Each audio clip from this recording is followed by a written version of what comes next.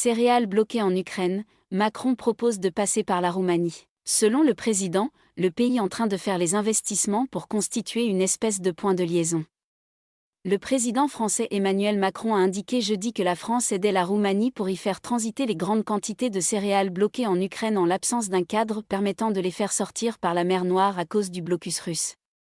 Nous continuerons les preuves de force diplomatique à l'égard de la Russie, avec le secrétaire général des Nations Unies, pour utiliser le port d'Odessa comme porte de sortie maritime pour les graines maïs, blé, qui sont bloquées, a expliqué le président français sur la chaîne de télévision privée TF1, interrogé à Kiev.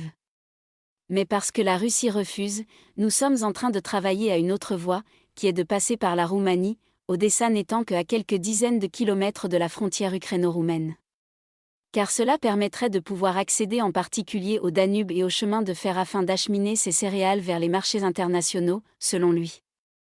La Roumanie, où Emmanuel Macron a effectué une visite mardi et mercredi avant de se rendre à Kiev, est en train de faire les investissements pour constituer une espèce de point de liaison, à partir duquel nous pourrons beaucoup plus fortement, rapidement et massivement qu'on ne le fait aujourd'hui exporter ces céréales.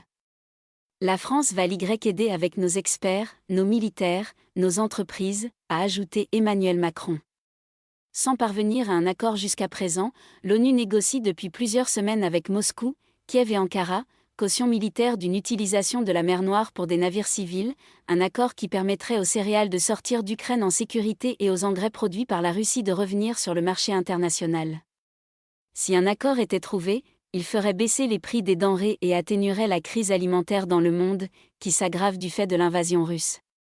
Sur TF1, Emmanuel Macron a souligné que son déplacement à Kiev, critiqué par l'opposition à 3 jours du second tour des législatives, visait ainsi à protéger notre pays, car les prix de l'essence, du gaz et des courses qui augmentent, c'est lié à ce conflit, à des choix qui sont faits chaque jour par la Russie de jouer avec les matières premières dont elle dispose pour les faire monter et nous mettre la pression.